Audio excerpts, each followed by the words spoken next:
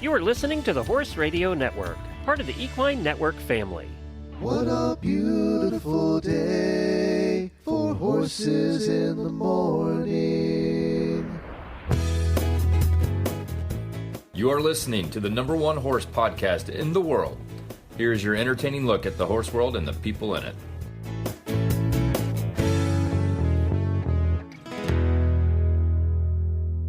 Well, good morning, everybody. I am Glenn the Geek from Ocala, Florida.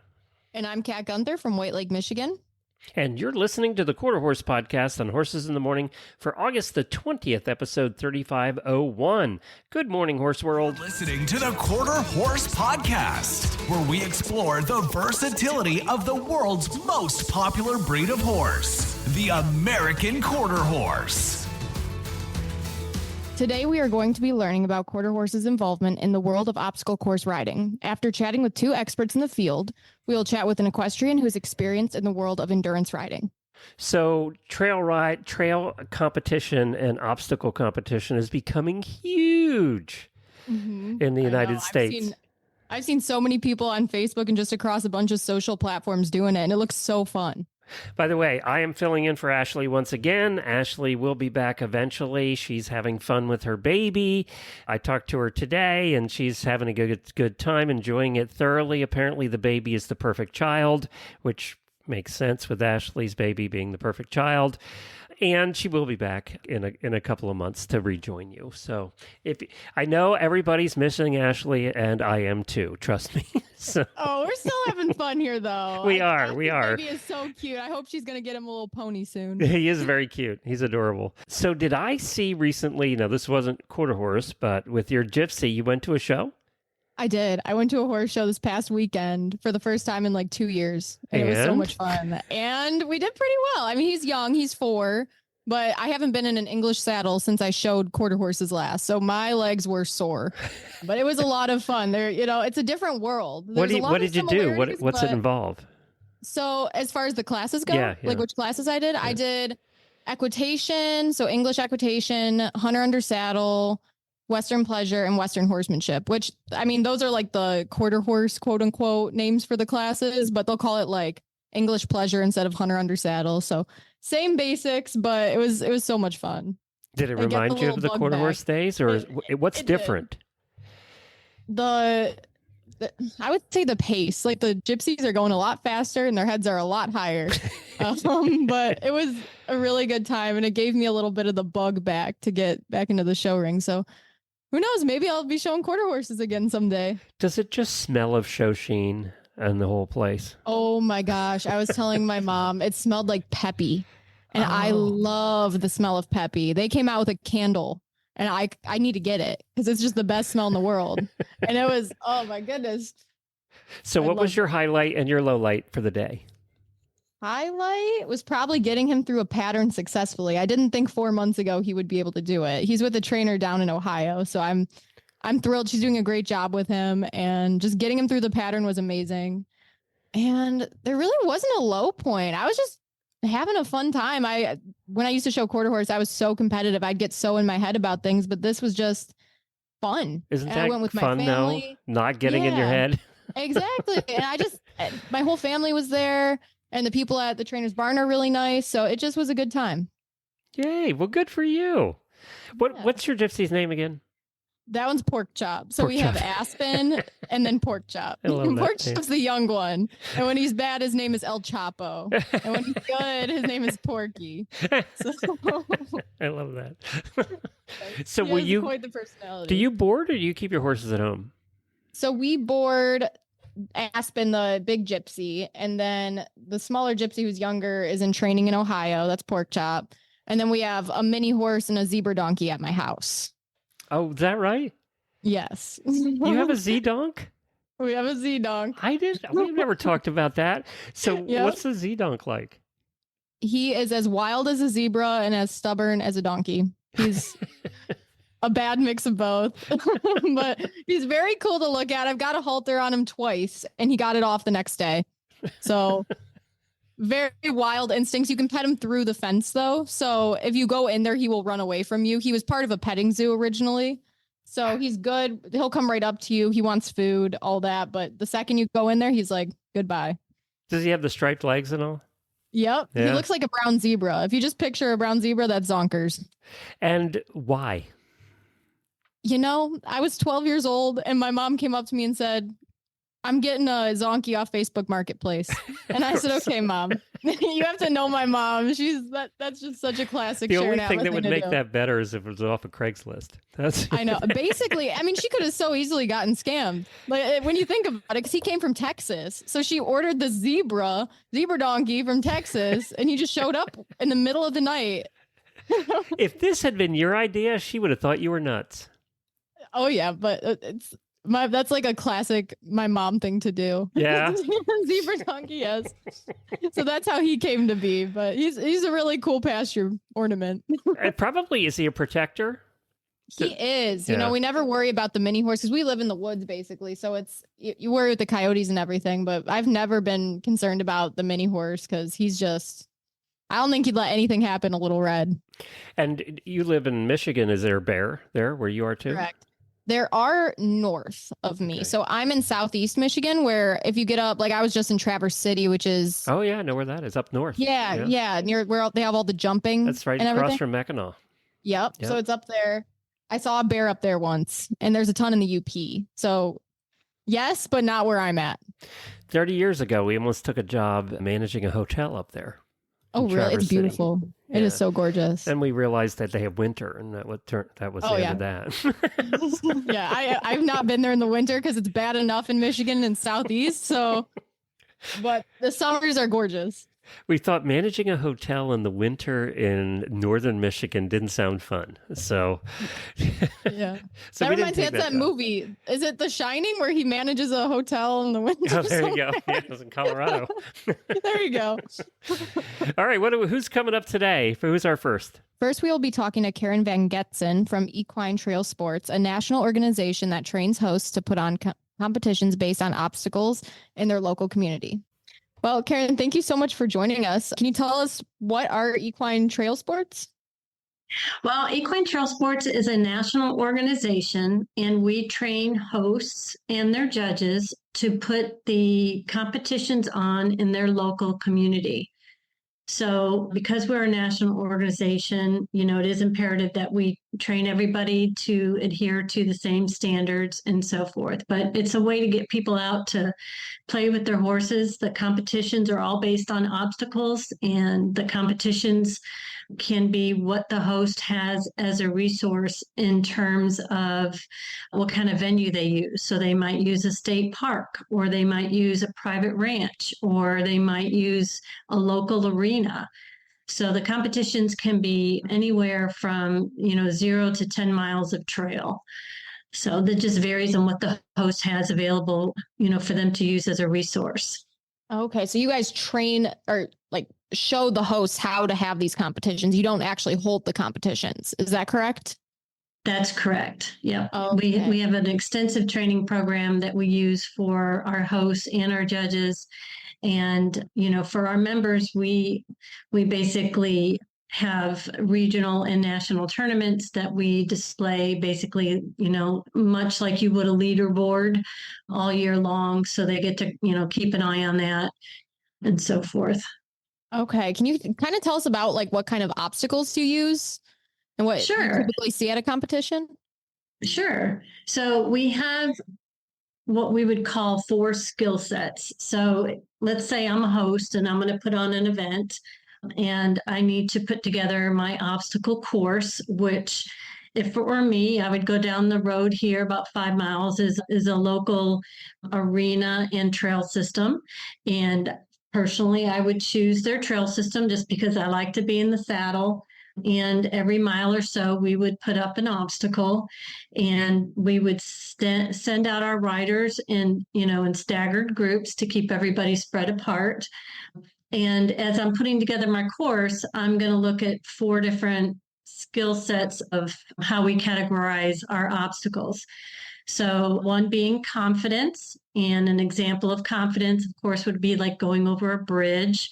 It tests the confidence level of the horse and rider team doing that obstacle. Another skill set would be ground manners. So mounting, dismounting, leading your horse, doing anything with your horse on the ground, picking up his feet, grooming him, spraying him down. We have other types of ground manners where you're leading your horse in a certain pattern and, backing your horse and stuff like that from the ground. And then we have another category of a skill set we call horsemanship, and that's really any kind of backwards or forwards movement. So it could be testing your equitation with lead changes. It could be testing, how well your horse can back up a hill or back through a maze, anything like that.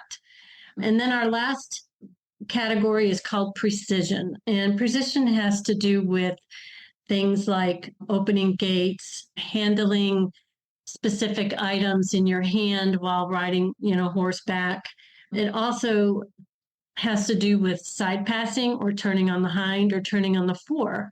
So any type of obstacles that have to do with, precision type skill sets, that would be another category, if you will. So if I'm putting together a course, I'm probably gonna, depending on how many judges I get, how long a trail I have, and so on and so forth, I'm going to pick anywhere from 6 to 8, maybe more obstacles, just depending on my resources. And I'm going to pick from those 4 categories to give a nice rounded source of obstacles for the competitors to be tested on. So it's not all just confidence or all equitation or all turning on the fore or turning on the hind. It's a mix of all of those. Yeah, it sounds like there's so much that goes into it. That's wild. Because I used to show quarter horse and I would do the trail classes and they'd have things like gates and bridges. So a very slight example of an obstacle course, but this sounds like it's much more extensive. Yeah, I mean, it's the fun thing about equine trail sports is our hosts really are a family, and we all share all of our resources. So when a host comes up with an obstacle that we all go, wow, that would be really fun, we add it to what we have as a resource for our hosts. We add it to our obstacle library. So it's a shared resource that we manage here at the central office so that all hosts have access to it. And we kind of put it in nice little format for them if they want to print it off and put it in a booklet and that kind of thing. So we're always coming up with new ideas. It's not rocket science. It has to do, like I said, with those skill sets. But we do have some hosts that are pretty creative. So it's fun to gather all the resources in one location and share it with everybody. Yeah, for sure. Do you see many quarter horses at these events? Because I assume they're open to all breeds, but what would you say is the amount of quarter horse compared to other breeds? It is open to all breeds. It depends on, here in Texas, there's, a ton of quarter horses. So percentages kind of vary depending on the region. Gosh, a high percentage is quarter horse, probably 60, between 60 and 70%, depending on the region, are quarter horses. Wow. Yeah. I mean, we talk all the time about how versatile they are. And it sounds like this is a great way for them to showcase that versatility. Right. And, we have a whole judging criteria system, and a big part of our judging criteria, our judges are always looking for, a certain set of criteria when a horse and rider come through their obstacle. And part of that criteria is, the willingness of the horse, the calmness. So we're not looking for rushed. We're not looking for, anything that is anxious and nervous. So we're looking for calm, cool, collected kind of temperament with the horse and rider navigating with what they need to do, just because it shows, more control and that kind of thing. And so, quarter horses tend to have a really good temperament for the obstacle courses and competitions that we put together. Of course. And they're so athletic. I think that also helps. Wow. Yes, for sure. Okay. So do you have any safety tips that you can give to people who are taking their quarter horses maybe on an obstacle course for the first time or thinking about it? Well, it's no different than, if you're heading out on a trail ride, for the day, you always want to have your water, you always want to have your hoof pick, an extra lead rope, possibly, an extra headgear, halter, lead rope type scenario, that kind of thing. Typically at our competitions, you're always met in the morning with the host at a rider meeting, and they'll go over the course and what to expect in terms of the terrain and in terms of, what you're going to encounter that day. And they will always, give the riders the information they need, because safety is always at the forefront of everybody's goal for the day. At the end of the day, we want everybody to be safe and to come back safe. So, it's just typical common sense things. Makes sense. Makes sense to me. So, Karen, where can people find these competitions? Where can they look for it? We have a website, equinetrailsports.com. We have an events tab, and the events tab is sortable by region. And then we also advertise on Facebook and Instagram. We have, each region has its own Facebook group where, competitive members can, talk to one another and talk about upcoming events and so forth. And it's Equine Trail Sports / and then it's like the region. So it would be Northwest, Southwest, South, and so forth. Got it. Well, thank you so much for joining us today. Oh, you're welcome. You can enjoy your favorite equine videos all in one place with Ride TV, the ultimate equine streaming platform. The newly relaunched Ride TV has all the series you love, like Cowgirls and Ridiculous Ranches, plus top-tier training videos and event footage from BailRacing.com and Horse and Rider on Demand. Whether you're ready to relax with your favorite series, binge watch competition footage, or train with a world champion, subscribe to Ride TV today for only $19.99 to see where your ride takes you. Visit ridetvgo.tv to subscribe. Next, we'll be chatting with Laura, owner of Wiencek Mountain Trail and Lessons. Laura has extensive experience in indoor course design. I'm excited to learn what all goes into that and how it can translate to preparing horses for outdoor trails. So, Laura, can you tell me about what types of lessons and events you guys offer at Wiencek? Yes, Wiencek Fallen Pines Equestrian Center here in Cortland, Ohio. We do open riding where you can come bring your horse and ride our indoor and our outdoor mountain trail park. You can come take a lesson with one of our clinicians. We have events every fourth Saturday of the month, excluding December and February, because of course, Christmas and then February in Ohio is always a unique experience. So we try to not have events, of course, during the holiday and then in February when it's really, really cold. And we also do like a group event. We'll do a group event where you can bring a bunch of your girlfriends, come do a cowgirl getaway, spend the night. We've got a livery stable. We've got high lines. So you can come take a lesson with us, come open ride, come stay with us, then go to the winery, have some dinner, come back and ride again. So we try to kind of cater it to everybody, whether it's English, Western, beginner, intermediate, advanced rider. That sounds so fun. You had me at horses and winery, so I'll be on my way. Yeah, you had me at winery. I'd just be there. I know. Their wine slushies. It's like two country blocks away, and we're very lucky that there's no. I say this and I'll get in trouble, but we have no police officers that are going to pull us over for drinking and riding. So we're pretty good there. But there you go. So I heard you guys are expanding around the country. Can you tell me a little bit about that? What we started doing was a couple years ago during the pandemic, of course, we were trying to figure out what we were going to do to make money. And a local rodeo grounds had just purchased their indoor arena, and they were panicking. So we said, why don't we take our course on the road? So we built a bunch of portable obstacles and started our Wiencek road course crew. And we went for 2 years heavy.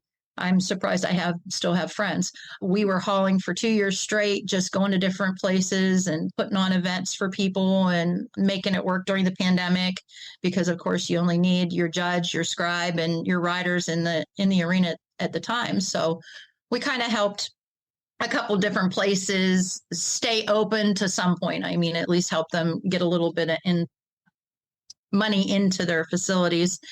And after that, we kind of started talking to friends, and they said, well, you two are having so much fun with this. Jamie Bartow, who's my best friend and also my business partner, why don't you guys think about building parks?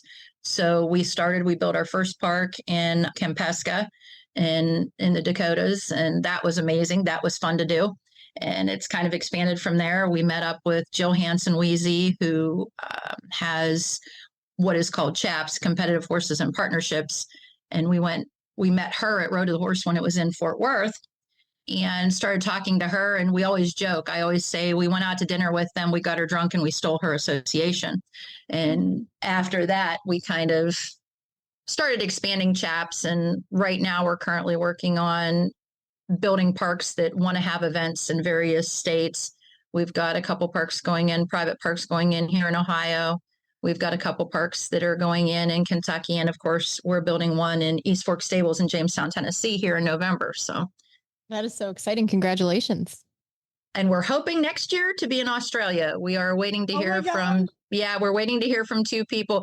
And it's funny, they're not even bulking at all about having us come build, because we're for the everyday business, for the everyday barn.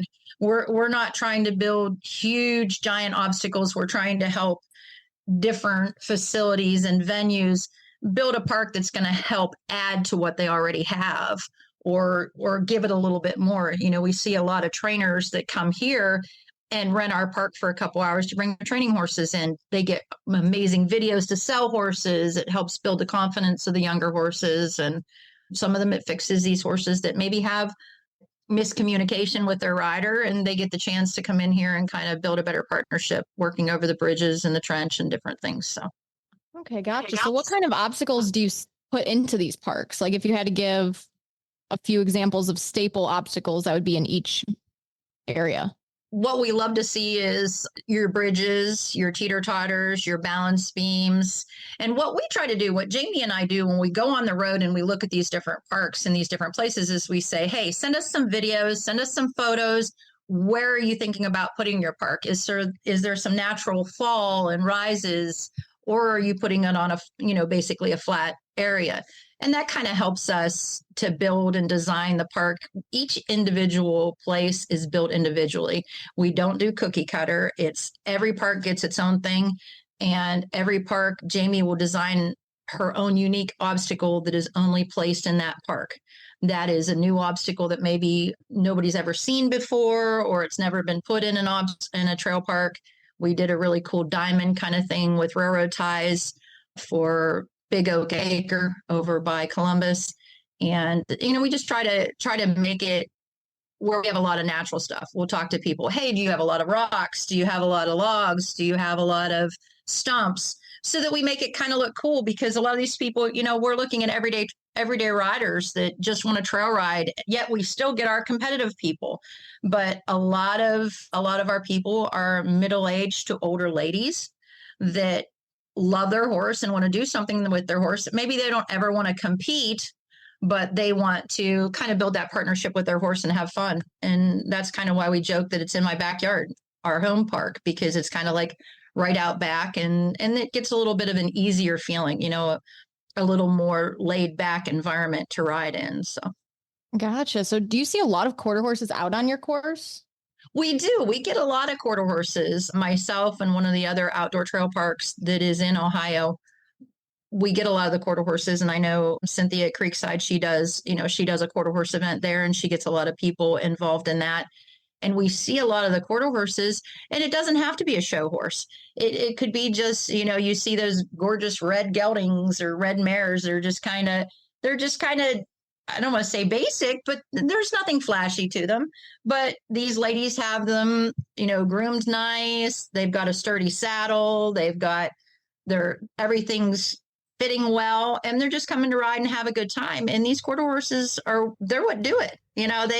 They love these obstacles and they eat them up. They're a good breed to have as an everyday trail obstacle horse. Are you seeing mostly people that are trail riders that are trying to do something just a little bit different and more organized? Or are you seeing people come from the show world and backing down, or both? I think we see a lot of our majority is those, and I hate to say everyday trail rider, but those ladies that like to go out on trail rides and they want to try to maybe work over some obstacles that, especially our water obstacles, our puddle and what we call our water box. We kind of took the splash out of our water box and just have it with either, we have one that has stones in it and then the other one that's just kind of filled with water. Those horses are maybe having a problem when they're out on the trail. And this gives them a safe environment, especially the indoor trail park, because the horse isn't going to go anywhere. And it gives these ladies an opportunity, and gentlemen, I don't want to really say just ladies, Glenn, but the majority of our riders, probably 90% are women. 90% of the people listening to this are women too. So.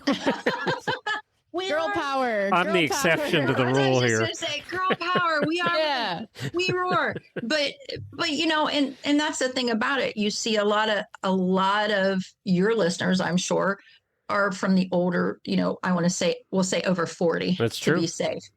And that's what our riders are the people that come and compete on our course, that come and do open play days. We had 13 girls here the other day. There was supposed to be 5. We ended up with 13 of them. And these ladies had a blast. They were riding in the indoor park. They were riding in the outdoor park. They were having fun, going over obstacles, learning how to safely maneuver them, and just having a good time. And I will say the majority of horses were quarter horses. If somebody was going to build something that they could do at home to practice, what would be the easiest thing that you would recommend they do? Or the first thing that you would recommend they build obstacle-wise? Call us and have us design their park. There you go. We do that. We do design parks and then don't go build them. Oh, really? They just build their own? Jamie will get videos and pictures from you and help you design and build your park. And we don't have to come. We've had people that have just kind of asked us for the basics. And I tell people, look at what you have laying around, your poles, your ground poles, go buy some landscape timbers. I remember when they were $2 each. Now they're not $2 each, but, go grab some limbs and some brush from, the husband's out cutting limbs down, or you're out cutting limbs down. Take them and throw them in your arena, make that horse walk over them and walk around them. The bridges, build a basic, 4x4 bridge that's made out of 4x4s with a 2x6 decking. And we tell everybody, start off with like 4 feet wide by 10 feet long. And you can always turn that into a teeter-totter. There's just a lot of things. But I always tell everybody, kind of start with the basics. Throw those landscape timbers down or your fence posts down, and make sure those horses are understanding. Vary your widths, vary the way your horse is presenting itself over the obstacle. Change the distances between those two poles so that they have to change their stride to be able to walk over those obstacles. And a lot of that stuff in itself is starting to train that horse to kind of build that partnership between you and your equine companion. Laura, where can people find a course near them? You can look on our webpage on Wiencek.com. You can get a hold of us.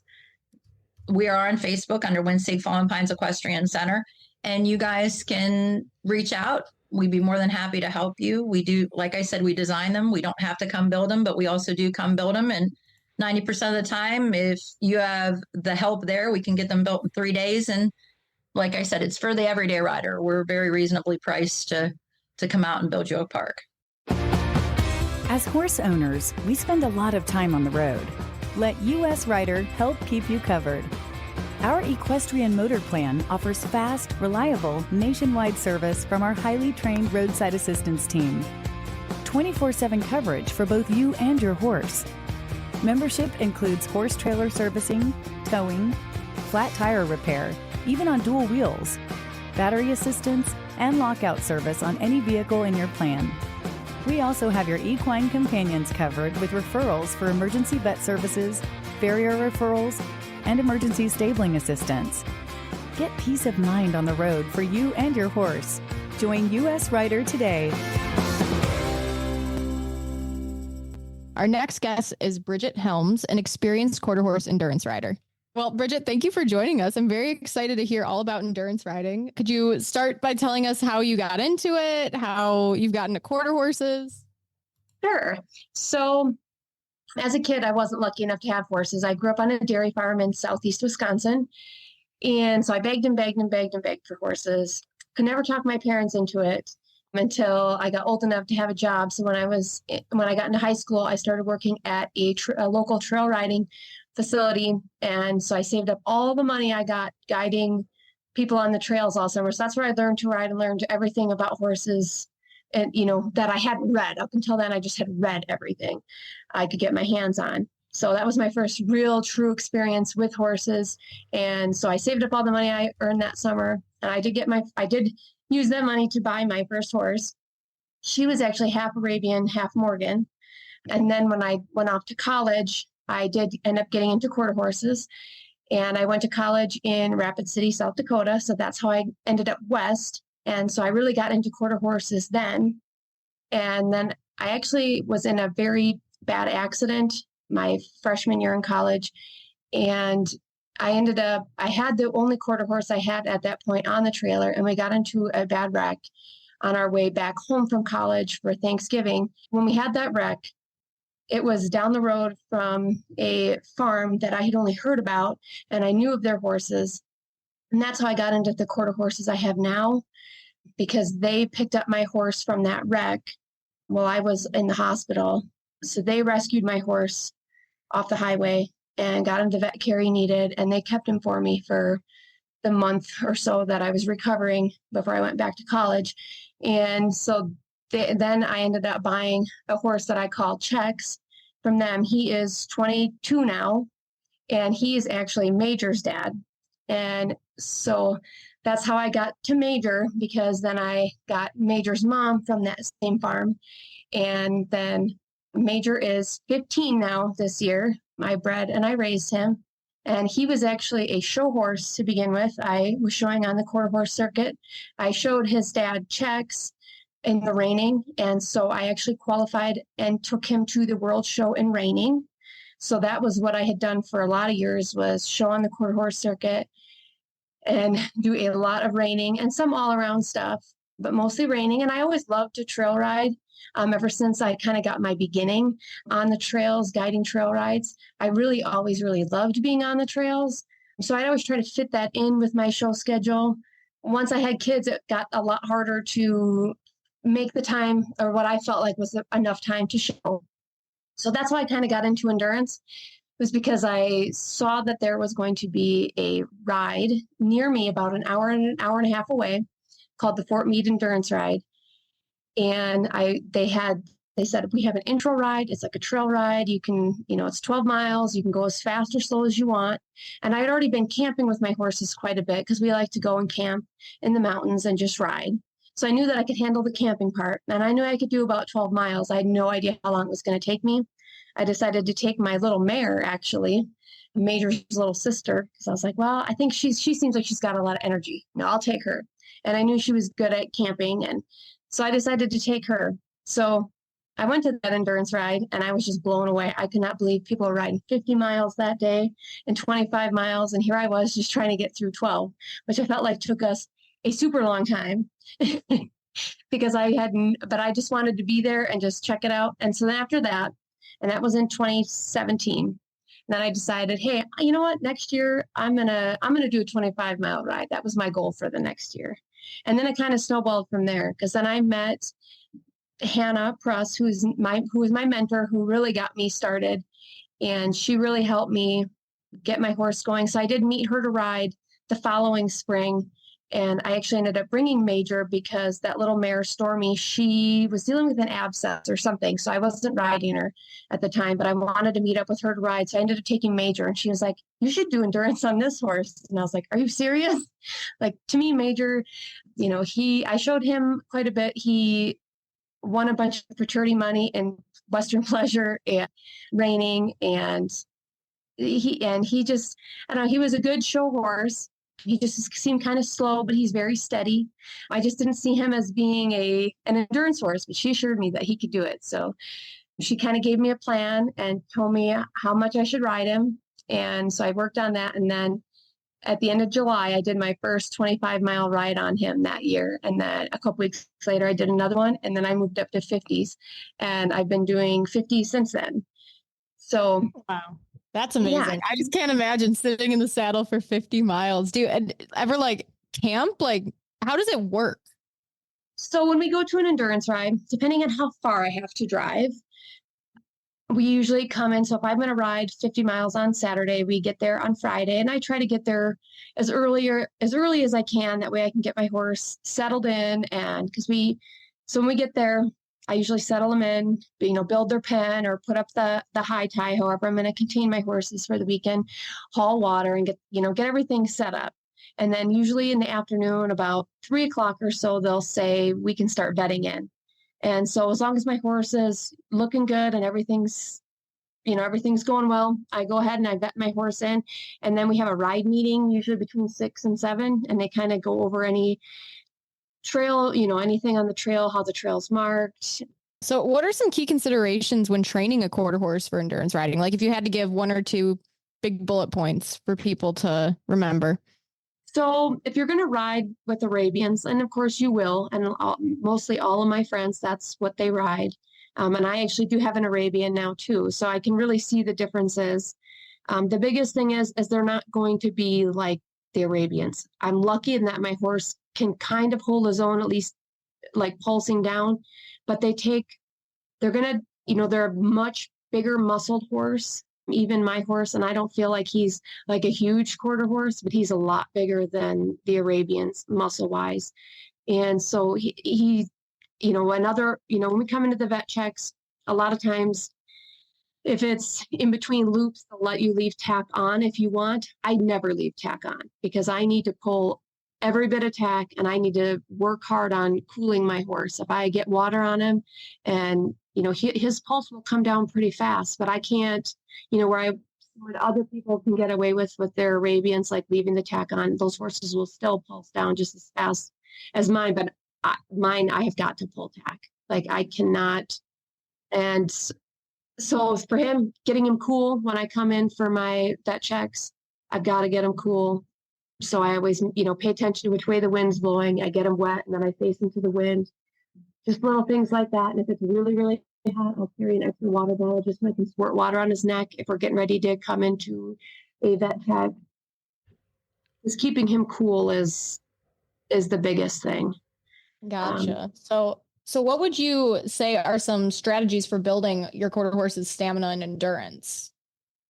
So when I first started, everybody will tell you do long, slow distance, and that's important. Like my horse I think he was 9 when we kind of got started on this journey. So I'd already been riding him quite a bit, but I hadn't done a lot of distance riding. So when I first started doing this, I just tried to aim for 5 miles an hour average and got to feeling what that felt like, because I never really gave any thought to how far or how fast I was riding before, coming from an arena type background. So for us, that's what we did. And we tried to just get the hang of how fast we had to ride to get to 5 miles an hour average. And I wasn't riding with a heart rate monitor or anything at that point. So I was just kind of paying attention to how he was handling the work. And if he was breathing really hard, we'd walk.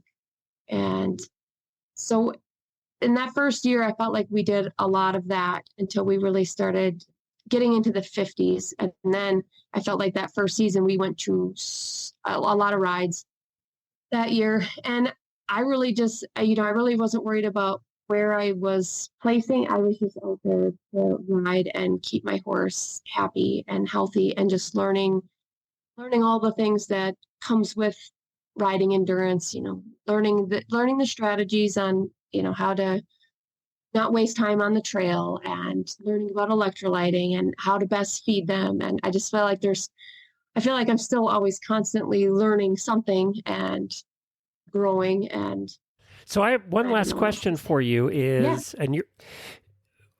how many quarter horses do you see out there? Are quarter horses a good choice for endurance? So you don't see very many. I do get excited when I see others. I have 4 quarter horses in total, and 3 of the 4 have done some sort of endurance, because 2 years ago when Major was hurt, we actually took his mom and his sister and we did an LD, which stands for limited distance, and that was a 25-mile ride. I feel like 25-mile rides I feel like most horses can do those. We took all the time allotted. Even in this season, my daughter, she's 11 and she's riding Major's little sister, and she is a 13.3 hand high little mare, and she's as wide as she is tall, I think. So she's really not an endurance horse at all, but she did that 125-mile ride when I rode her, and now my daughter's been riding her this season, and she gets it done. I mean, we are pushing the cutoffs to finish in time, because we do take a little bit more time on the trail, and we do take more time to let them eat. And she's actually the one that's babysitting me on my young Arabian, getting him through. So I feel like quarter horses are a solid choice because their brains are usually there, and they're very steady and dependable. And like this horse that my daughter rides, she does great for her. My daughter loves to ride her. She thinks she's so fun to ride. We don't see very many. And I think it is just because the Arabians do have an advantage. I think if you want to be really successful in endurance, you're probably going to need to ride an Arabian or an Arabian cross. Well, and so most people do. But I think if you want to have fun and you want to be safe, not everybody likes to ride Arabians or gets along with Arabians.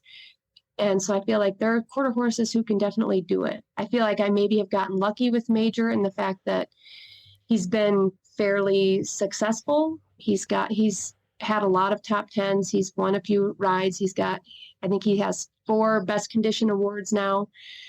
So he's been able to have some level of success. And he's at, I think, 1,200 miles now.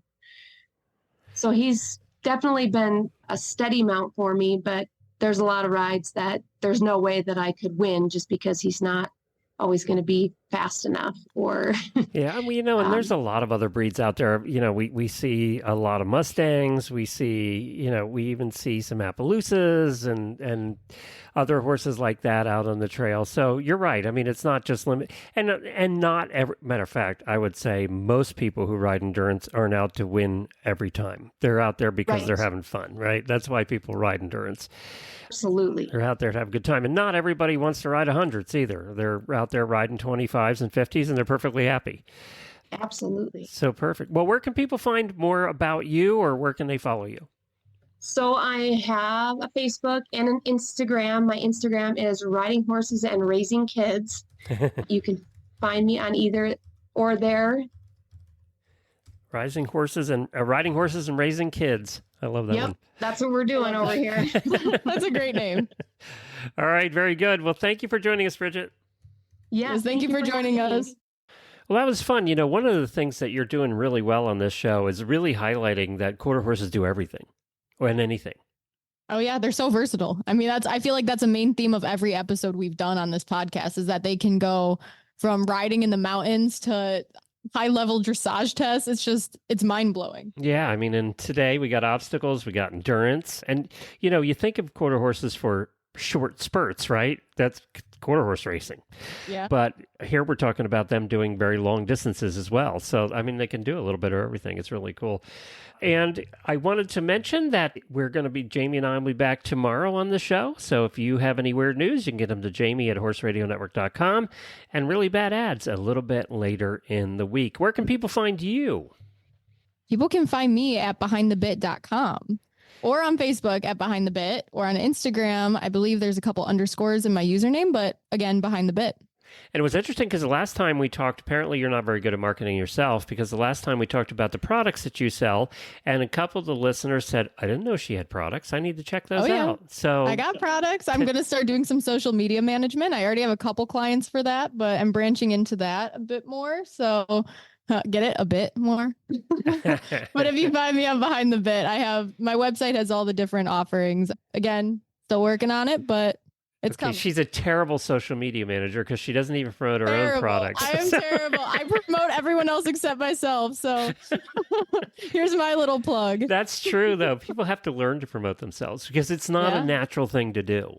No, it's hard because you don't want to come across like I'm so great. I'm, boastful, but Yeah, that's why I'm we good do at- this job. So. exactly. But I'm good at promoting everyone else. And so talk about that. I know you're getting into more social media for who? For what kind of people? So one of my clients is Unicorn Trails. They're a travel company. I believe you guys might have interviewed them on I one think of the we did on the podcasts. I travel show connected you guys. recently. Yeah. Yeah. So I do their socials and their, emails and all that. I also work with other product companies like Boot Jacket. I did some work for them for a while. And it's been a lot of fun. I'm learning as I go. I've been doing this for myself for 10 years, with Behind the Bit show clothing. So I'm just kind of applying what I learned to other companies, and it's been a lot of fun. I'm meeting some really cool people. Very good. So are you looking for only horse related companies or? Honestly, I do a lot of the marketing and LinkedIn for this data company, my day job where I work. So I'm open to whatever. I like to create things and I like to brainstorm with people. So horses have my heart. I'd love to work with more horse companies, but I'm open to whatever. And I will highly recommend Kat. She's very conscientious. She does a great job. We have 50 hosts here, and she does one of the best jobs getting the notes ready, and she's very organized that way. So I can recommend Kat. She'll get the job done for you. One of the things I know about Kat is she's as honest as they come. So, and I will get it done. She'll get it done. Oh yeah, that's the other thing. She will get it done. She's not going to let anything stop her. For better or worse, I will get it done. Even if she doesn't sleep for a month, she'll get it done. There you go. All right. Thank you so much for tuning into the Quarter Horse Podcast and Horses in the Morning. Be sure to like and subscribe and tell all your friends about the world's favorite breed of horse. And you can find this, yes, it's part of Horses in the Morning, but you can find it as its own separate RSS feed at the Quarter Horse Podcast. You'll find that on any podcast player. I think it's the only podcast that has Quarter Horse in the name. I don't know. I believe so. Yeah, I don't know of any others. But so you can find it. So if you want to just listen to Kat and not listen to anything else, then subscribe to the Quarter Horse Podcast, and that'll be all Kat. And all me. Yeah, all her. Well, thank you, Kat. It's good to talk to you again. Nice to talk to you too. I had fun.